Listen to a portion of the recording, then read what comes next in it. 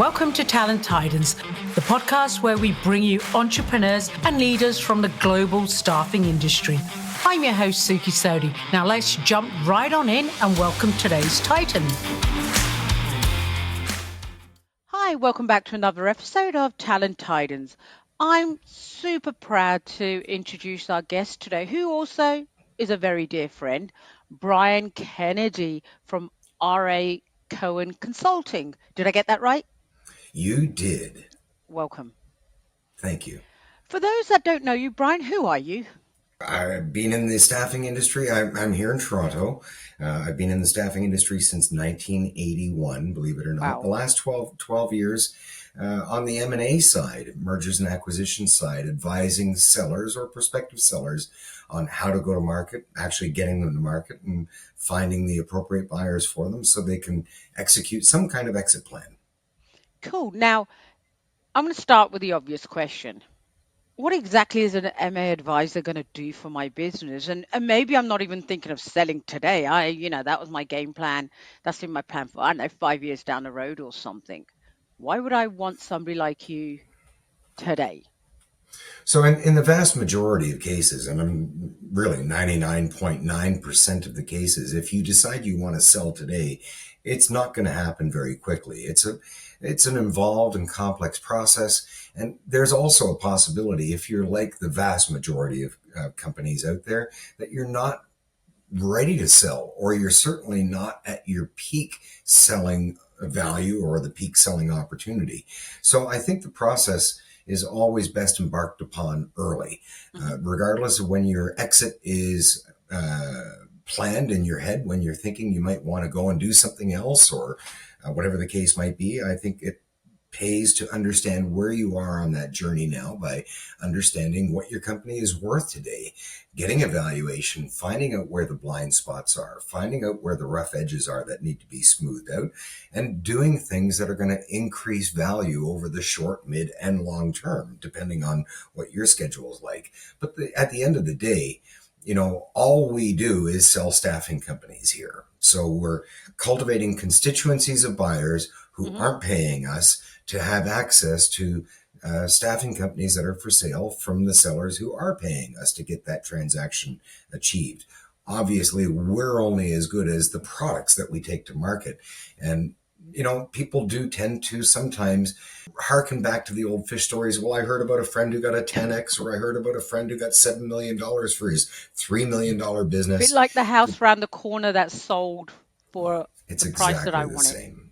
Yeah. It's exactly the same. And unfortunately, in the world of business brokers and M&A advisors, some of those hijinks can happen as well. They will, a sell-side broker or a sell-side advisor might say, hey, I can get you $10 million for your business, knowing full well that the market's not going to pay that, but get you to engage with them, pay them their fancy retainer, and then they'll chip away at your expectations out. Geez, the market's not cooperating. It's going to have to be 8 million. Oh, now it's down to 6 million. When in fact, what the seller really needed to hear at the very beginning is your company's not worth 10 million. It's worth 5 million. If you want to get it to 10 million, let's start to talk about a plan that you can embark on that's going to get you there within a time frame that you're comfortable with. And that's either going to force you to do some things that you're uncomfortable with, or it's going to force you to change your time frame. And one of the things that you might be uncomfortable with is deciding, if the gun's to your head, okay, well, maybe I'm not going to get my price if I really want to sell soon. So those are some of the dynamics of the relationships that we find ourselves in, because we do encourage sellers to come to us, even though they might not be selling for 5 or 6 years. Get a GPS reading where you are on that journey. If you know you want to end up on the other side of the country in 5 years' time, let's plan a route for you to get there. And now I should have also said, although you're based in Toronto, you work across North America. You have access to sellers across North America, and you deal with a lot of European companies that are making an entry point into, be it Canada, be it the US as well. So you've got a very global reach as a business. So 70% of my concentration is on the United States. As a firm, we're a small boutique firm. Yep. There's three of us, two in the States and me up here. So I would say overall, we're probably a 90% focus on the United States. I pick up anything that's here in Canada, but you're right. As far as buyers are concerned, we've had buyers from the UK, from France, from Spain, and from Italy in the last 6 years. Another interesting pool of buyers that's emerged over the course, same time frame, really, about the last 6 or 7 years, just a little bit before COVID, were the tech platforms, Yeah. companies like Swipe Jobs and Winolo, companies building talent marketplaces that are connecting candidates and clients directly. And those are starting to transact as well. And some of those tech platforms have an interest in buying staffing companies. We just hope along the way that they realize they're morphing from being tech companies to becoming people businesses. And Yep. there are some significant differences that some of them still struggle with. But, and of course we have private equity, who's interested in buying staffing businesses right, left, and center in North America if they're in the right niche. Yep. I do want to circle back in a minute to some of the things as a potential seller that I need to start thinking about. But before I do that, this is something I'm seeing, and I want to see if you're seeing that in the M&A space. I'm seeing a lot of interest, and maybe it's just the way the world economy is at the moment, but I'm seeing a lot of interest from European companies entering the North American market. And usually they've said, look, we're going to enter via the US, but we're starting to see a lot of them say, actually, no, entry point is going to be Canada, and it's more than likely through an acquisition. Are you seeing something to that effect? Absolutely. I think right now the global perception, Yep. certainly the perception from that side of the Atlantic, is that Canada is probably a little bit more predictable Fair point. currently. Yep. That there's maybe some political stability that we're not seeing in the States. And therefore, that always has a trigger effect on the economic stability of the country. And I think right now, certain investors are sitting back. Many investors are probably sitting back, assessing their options, given this increased level of uncertainty that we've seen in 2025. This was not the way most investors expected 2025 to go, as we came to the conclusion of 2024.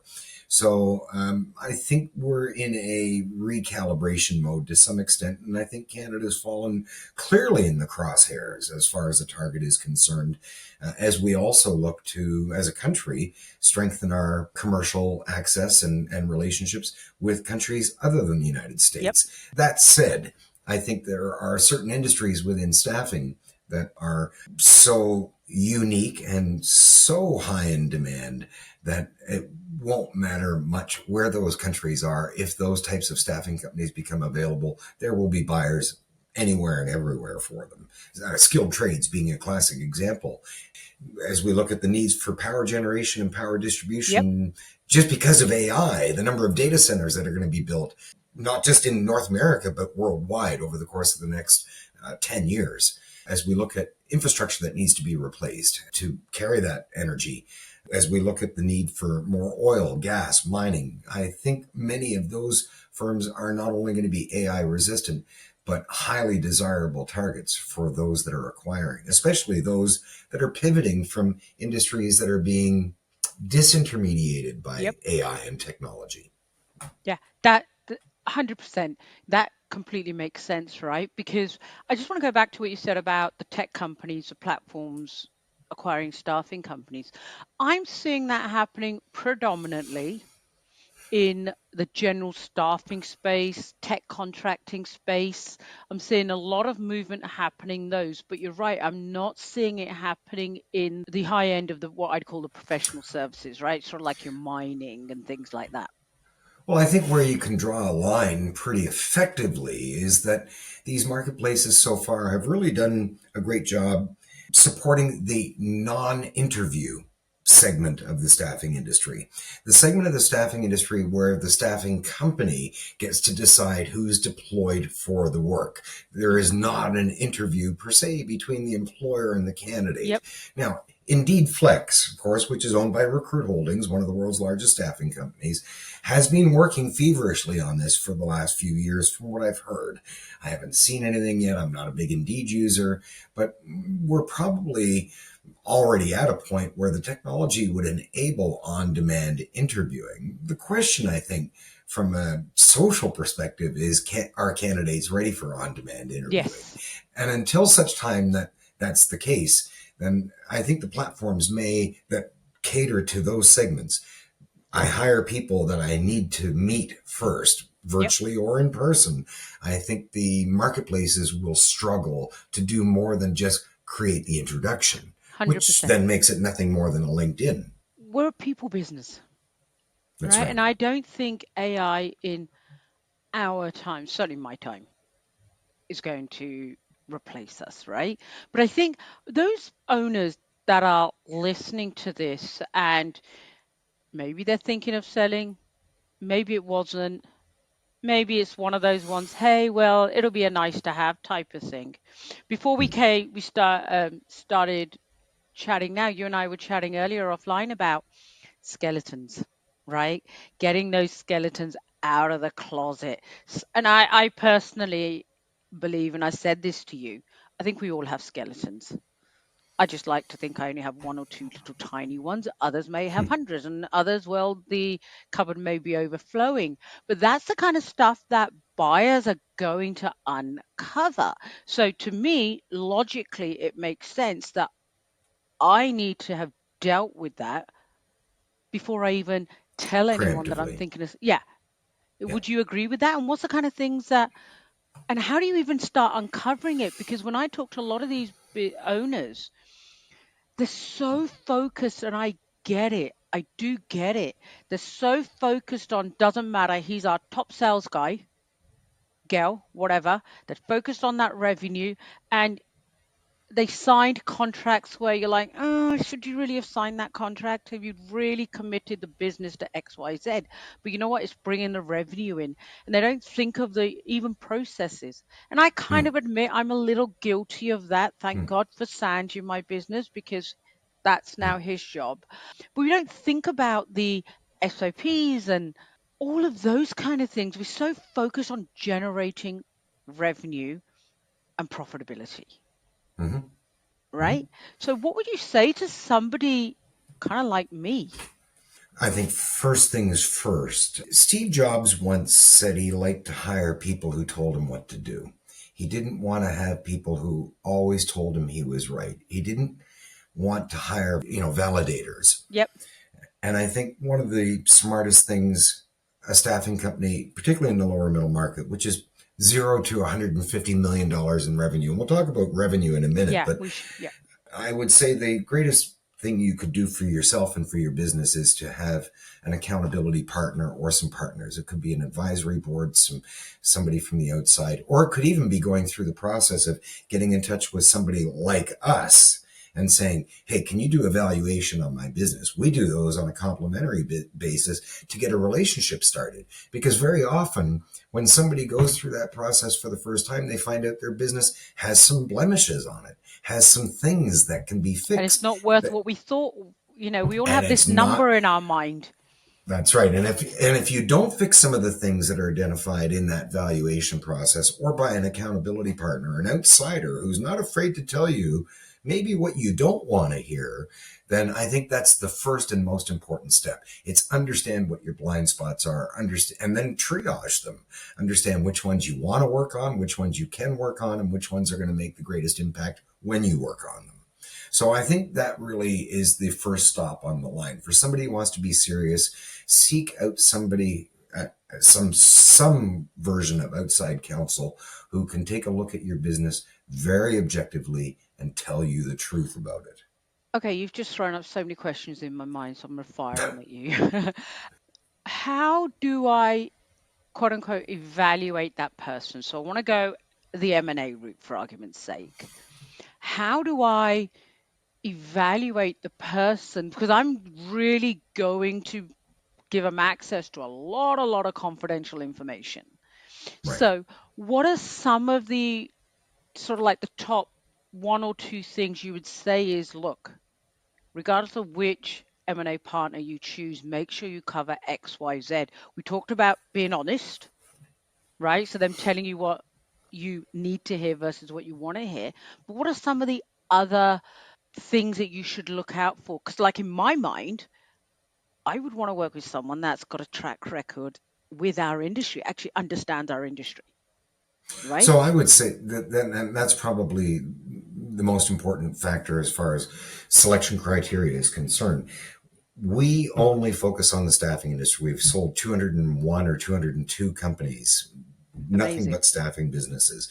We've had companies that build tech for the staffing space come to us and say, hey, you probably know tons of people that would be interested in either investing in us or buying us or whatever the case might be. And yes, we do know those people, but we don't know how to do a valuation on those tech companies. It's a Right. different ballgame. And if you have a company that manufactures glass bottles, I don't know how to value that either. The basis of any good transaction starts with a fair valuation that both sides are going to be able to agree on wholeheartedly. And that valuation has to be supported by a solid deal structure that both parties can live with. Now, a deal structure boils down to when somebody says, I'll give you $10 million for your business, in the staffing industry, it's rare that that's $10 million in cash on closing day. See you later. That's 1 out of 500 deals. Most deals are a percentage of the price in cash at close, with the rest of the money predicated on either interest-bearing notes over a period of time or some form of an earnout. So these factors certainly come into play. And I think, again, if you're dealing with somebody that doesn't sell staffing businesses, they're not going to understand some of the nuances of how buyers like to structure businesses. They're not going to be able to set seller expectations that, for you to get this price, you're going to be looking at X amount on an earnout over this many years, this amount on a note, and probably this much cash at close.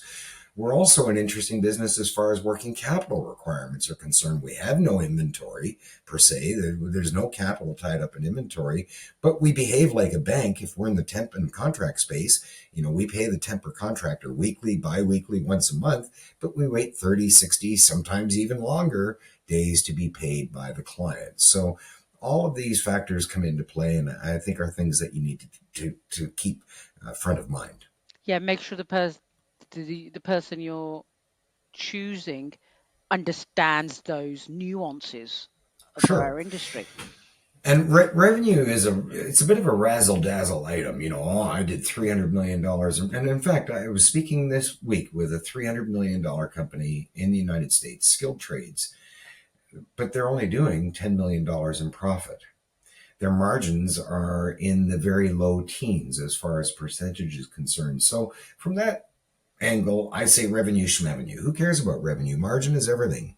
Margin is everything from a quality perspective, insofar as if it's 10% of revenue, it's not a good margin. If it's 25% of revenue, it's a great margin in the staffing world. And again, there's a nuance that a general business broker may not understand. And those are the nuances that we don't understand about businesses of Yeah, staffing. amazing. Now, another question. I agree. A lot of people just look at it and they want, quote unquote, the boasting rights. So we're 300 million, right? And regardless of what the bottom line is.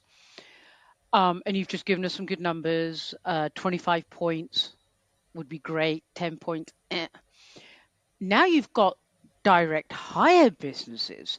Is it true that if you are a pure direct hire business, I think I know the answer to this, but you're not as attractive as somebody with a contracting, reoccurring revenue base? Is that true? Generally, there's truth in that statement, although Okay. things have changed since 2020. Traditionally, prior to COVID, when the industry slowed down, perm was the first to go and last to come back. Contract would slow down, contract and temp would slow down, really never would stop. Perm would sometimes just pretty Yep. much stop. And then contract would pick up, and eventually perm would join the fun again. In 2021, when we kind of had that first emergence from COVID, we saw perm and contract both come back on fire at the same Yeah. time. And despite the fact that we've had some volatility this year, and even in 2024, there were some well-publicized large layoffs by large employers in the United States. Nonetheless, the perm market has stayed pretty buoyant throughout all of the time since 2021. There's been some soft spots for sure, and there's been some hot spots at the same time. So we've seen those two markets more or less pace each other to a great degree. The truth of the matter is, at least from our perspective, we didn't cultivate perm sellers because we didn't have buyers for perm businesses for many, many years. That changed in 2021 when we started to get requests from more buyers saying, if you've got something that's very specific, something that's very exclusive, something that scratches this itch here, and it's direct hire and or retainer and or container or something, some variation. We now live in an age where I think smart companies are looking for the micro pivots all the time. Is there something else I can do for our customers? Is there a way I can get a new section of the market? And certainly bolting on a strategic direct hire or permanent placement piece for some of the contract and temp intensive firms could be very beneficial. Overall, we've seen, as I said, some buoyancy in the market. Certainly our tactics have changed, and we are now representing perm firms. They work on a different valuation basis altogether. Can we chat about that? Sure. And when you have a company that has both perm and contract in it, it becomes a challenge to understand how much of that profit on the bottom line is coming from perm and how much is coming from contract. Because at the end of the day, the profit that comes from perm is still considered to be more risky. Memories are long. A lot of buyers will remember and remind us all of how quickly this can come to an end, how quickly your perm orders can stop. It's a bargaining tool, right? Absolutely.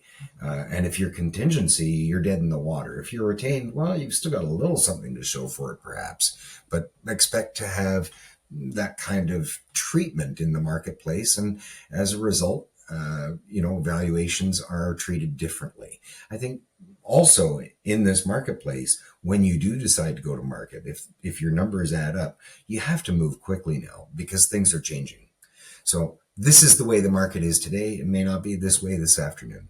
So for a perm shop, let's say they're doing, 5 mil top line. They're all perms, a little bit of container, but pretty much all perms in a professional services. Yep. What would be kind of like the range that they can expect? Right. I won't hold you to it. I'm just trying to give people that's okay. kind of like some context. So there's an old saying, you tell me your price and I'll tell you the terms. And I sold a company in 2016, $13 million, one customer. Customer. We got $650,000 cash at close and a 6-year earnout. Wow. Now that was a truck driver firm, temp truck drivers. Every hour a driver drove for 6 years, the seller got $2. They were driving 6, 7, 800,000 hours a year. So there's a way to get your money off the table if your business is solid. If we come back to your question of what we've seen happening in the direct hire, that perm space over the course of the last couple of years, in general, we are seeing 1.5 to 2.5 times revenue. And I know I made all those comments about revenue earlier, but in perm, revenue and margin are the same thing. So it's okay. So 1.5 to 2.5 times. There have been some transactions that have been 4 times revenue, but those are going to have long earnouts. They could have the proverbial 5-year, 6-year earnout. So it really depends on so many factors that enable a seller to get their price. And when you agree to an earnout, you're going to have to like the buyer that's buying you because you're going to be working with them to get your earnout potentially for 5 or 6 years to come if you're holding out for that maximum price. 2 questions. First one, do most people stay for their earnout? Everybody's pretty much entitled to because it's your money. So do they choose to stay? Most will choose to stay intensively at the beginning, potentially gradually diminishing their involvement even before it's scheduled to come to an end. Some will like the buyer enough that they will be relatively intensive for the first couple of months and then see that the buyers got everything well in hand and they can walk away with some confidence and just kind of check in. Many who want to make the exit and go to the beach or go golfing or start another business will leave a team behind and maybe share the wealth. So if the team makes the earnouts a reality, then they get a piece of the earnout payment. The key in any earnout, as it applies to this, is to make sure that both the buyer and the seller have the same objectives in the earnout structure. And that really boils down to one simple formula. Earnouts have to revolve around gross margin. They can't revolve around revenue because it's easy to add bad revenue. You're not going to add a $100 an hour order and fill it with a $99 an hour person. That's not good for the buyer. And it can't be based on net income, EBITDA, net profit, none of those things, because once you sell the business, you don't control any of the expenses, either what's bought, what's spent, or how those expenditures are treated on the profit and loss statement, whether they're depreciated or expensed. So EBITDA or net income is a moving target. Gross margin is the only thing that we can nail down and define. It's really easy to build a fence around that so then everybody is aiming for a gross margin target. I think that's a foundation for an earnout that is non-negotiable. And I think if you have at least that foundation, then the chances are your earnout is much more achievable. And depending on who's bought you, you may want to stay, you may not need to. The other side of that coin is buyers don't always want the seller sticking around, because as long as Kennedy is still here, it's hard for me to change the culture. I want to move the culture this direction. I want to do this. But he's a reminder of the past, and people do get stuck in the past.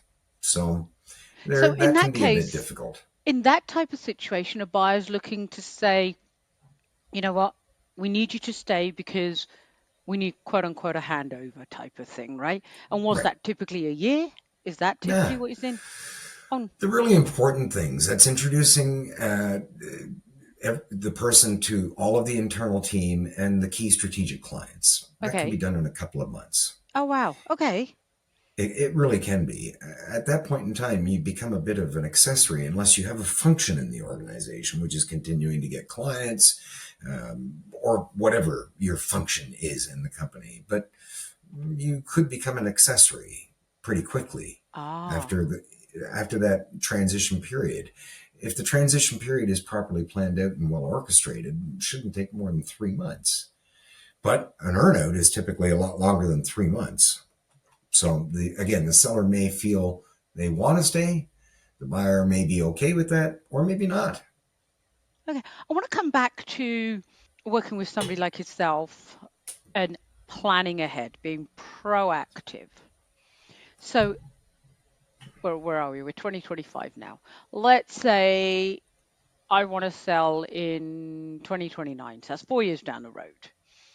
When is the right time frame to engage with somebody like yourself? And typically, how long does that engagement last? So let me give you a bit more clarity about the thought going through my head. I want to sell in 2029. I've got to get the revenue up to X. I've got to get EBITDA up to Y, and I've got to deal with whatever. So I bring somebody like yourself in today to help me find out what those Ys are, what those numbers should look like, and all of that kind of good stuff. And then you leave, and then you come back. You don't stay with the seller, beg your pardon, for those 4 years. You just go in, do your project, here you go, and then you come back. Think of it like getting your temperature taken, and that's where it starts.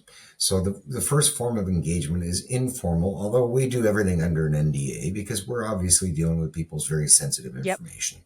But it starts with what I mentioned earlier. Find out where you are on, get a GPS reading on where you're currently standing relative to where you want to exit. We have those conversations every month with sellers that we expect could be years away from being ready to sell, whether it's ready in their own mind or actually sellable. So the first call really is one of discovery. It often is a little bit of a bitter pill for the seller to swallow because we will tell them what we think they need to hear, which very often is not what they want to hear, but we'll get them started and we'll encourage them to maybe stop doing this, start doing this, and keep doing this, and come back and let's take your temperature again in 6 months and see how you've done. So come back and we'll do another valuation and we'll look at those rough spots and see how you've managed to smooth them out. Call anytime if there's something that you want to ask. We keep these informal relationships going, sometimes, Suki, for 5, 6, 7 years Wow. before the seller's actually ready to Ready make to the sell. move. That's not a paying relationship for us, but we invest in it because it's building a relationship that when the person finally is ready, they finally say, okay, now I'm old and I got to get out of here, or now I'm tired and I really want to get out of here, or now I'm going to get my number and I want to get out of here. Hopefully the help that we've given them along the way, and as I've said, we've had examples up to 8 years, 7, 8 years, then hopefully we'll get the nod.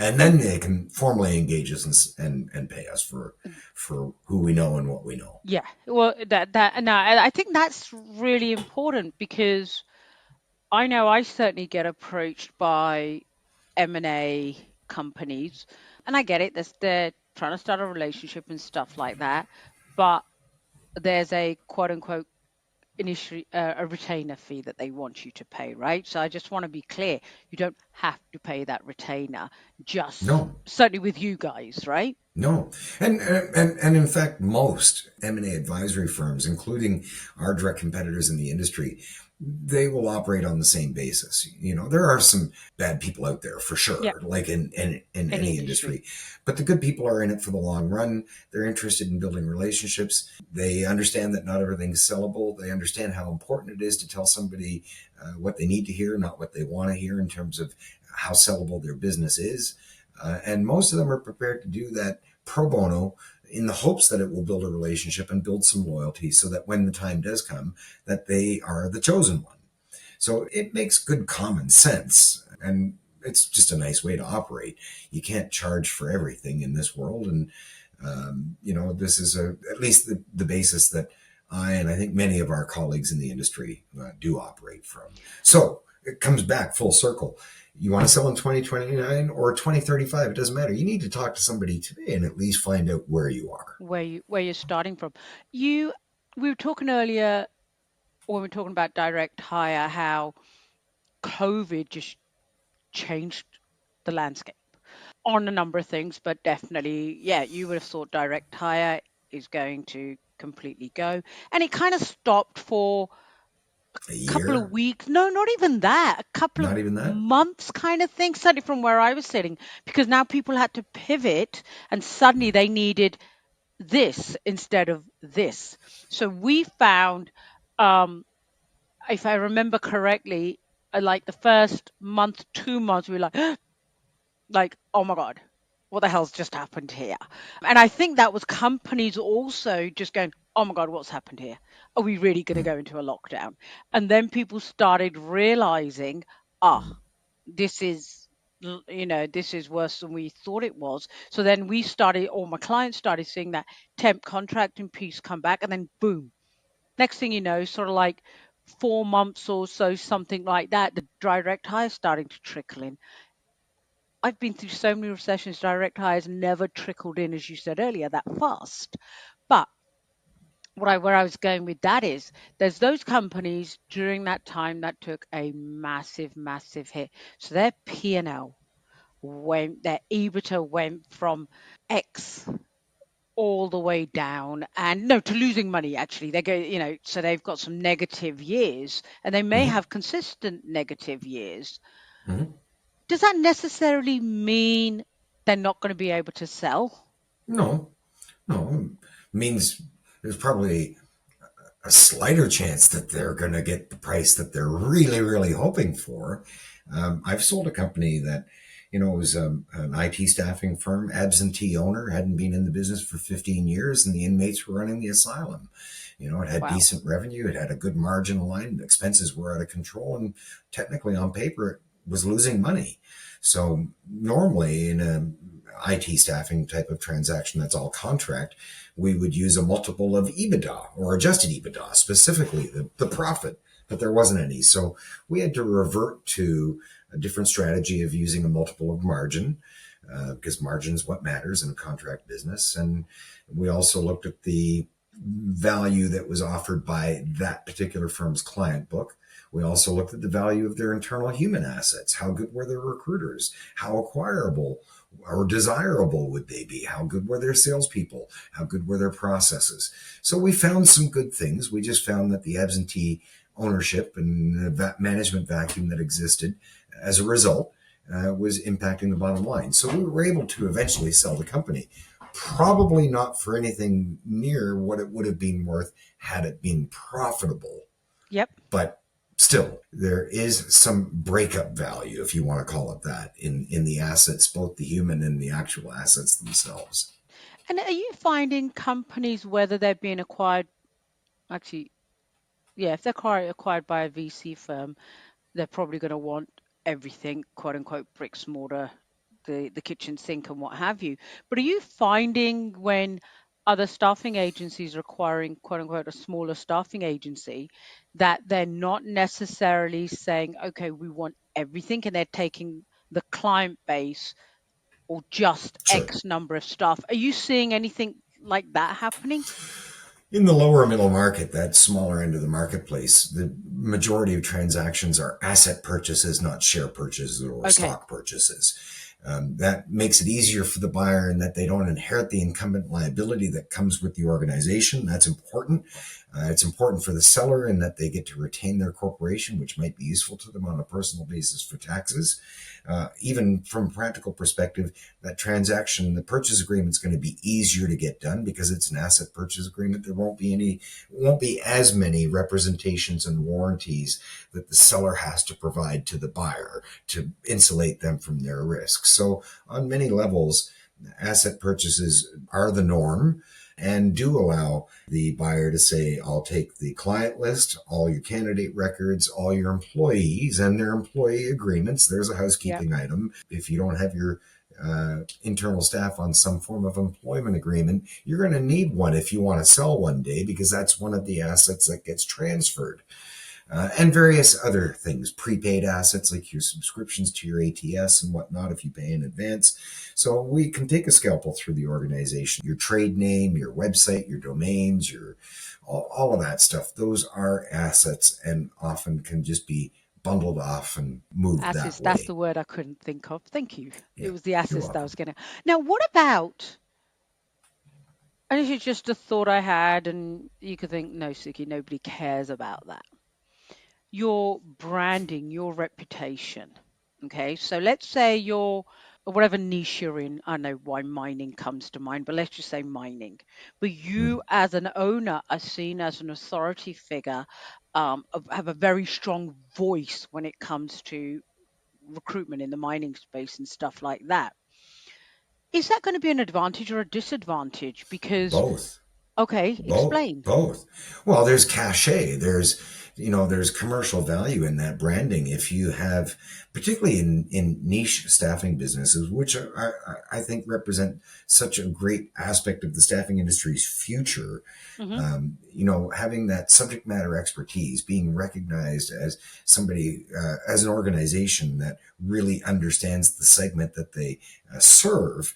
I think there's tremendous marketing value in there that buyers will also see and be prepared to pay a little bit more for, getting that established foothold, getting that reputational leverage in the marketplace. It certainly helps post-closing to make the transition start to accelerate, because most buyers, when they buy something, they want to buy and build on it. They don't want to buy it and just let it run the way it's been running. They're buying it because it's got some growth potential and they want to put some rocket fuel on it. So at the same time, though, this owner that you described also is intrinsic to the business to a great degree. And that owner, if they sold the business, they maybe didn't sell all the business. Maybe they only sold a portion, they're rolling some equity, and they want to get a second bite of the apple 5 years from now when that buyer sells the whole kit and caboodle. But if the seller has an inevitable exit in mind, then there's a challenge in terms of getting that subject matter expertise that he or she possesses transferred over. That knowledge transfer becomes absolutely essential, and it has to happen visibly and publicly so that the brand continues to be supported with this kind of credential from within, if you will. Yeah, because if you are the brand, and I remember this was me 10 years ago, maybe 12. I was the brand. I was PSI, which was great at the time for my ego and things like that. But I think it was you that you were one of the people that said that to me. You've got to make sure that PSI is more than Suki. Right. Yep. So that was fantastic advice. So that's where I was thinking as you were talking, I was thinking, I'm sure there's other people that are in and they're doing a phenomenal job just running their business, and they've had those relationships for donkey's years, and it's got to be more than them that the company ends up, quote unquote, buying. Well, even from a marketing perspective, we're all guilty. We all fall into it, whether it be our LinkedIn postings or whatever. There we are, front and center, talking about our business. Maybe more owners need to get behind the camera and get their people in front of the camera. Have those be the representatives, the ambassadors, the talking heads, the faces that people associate with the company, not always this one or that one. If an exit is necessary, those kinds of dependencies can't exist anywhere in your organization. Not just with the owner. You have to look for any human dependency that, if severed, is a problem for the business. You have to deal with that. You have to eliminate it. Like your top salesperson or your top leader or stuff like that, right? All kinds of exposures. Yeah. I know we're coming up to time here, but what is the one thing you're going to leave the listeners with? What is the one thing you want to make sure that they have got crystal clear in their mind right now? Stop navel gazing. Okay. That summed it up very nicely. Seriously, that's, how are we going to do this? How are we going, what should we be buying? How should we be changing this process? How should we be, the questions you should be asking are of your customers, of your clients. Who are you going to be hiring a year from now? What can we be doing better? What do our competitors who you like more than us do that we need to start doing? You need to start talking to your candidates. What's our apply now experience like? I think you're right. You touched on something earlier in this age of increasing AI, increasing automation. The one thing that maybe people will really want at the end of it all is a human connection. So we need to be out there. We need to be talking to people. If you're an owner in the context of selling your business, you need to be talking to people who aren't going to tell you everything you want to hear. I love that, because ultimately, at the end of the day, yes, if you're going to grow, focus on that. If you're selling, okay, focus on growing, because that's going to increase your price and get somebody like yourself in to help with the other stuff. And then, quote unquote, outsource it, whatever you find, right? Whether you need somebody to come in and document all your systems and processes, well, great. Don't do that yourself. Go and hire somebody as an owner. Focus on that revenue generation and EBITDA and things like that. Fantastic. Brian, thank you ever so much. This is amazing. Thank you for sharing your pearls of wisdom. Thank you for listening to this episode of Talent Titans, brought to you by Recruitment Professional Forum, where they're building a grassroots community for professionals and leaders in the recruitment industry to collaborate, advocate, and advance the profession. If you liked or were inspired by what you heard, make sure to follow, subscribe, and even leave a review. It lets more talented recruiters like you find the show. Until next time, keep on being a Talent Titan.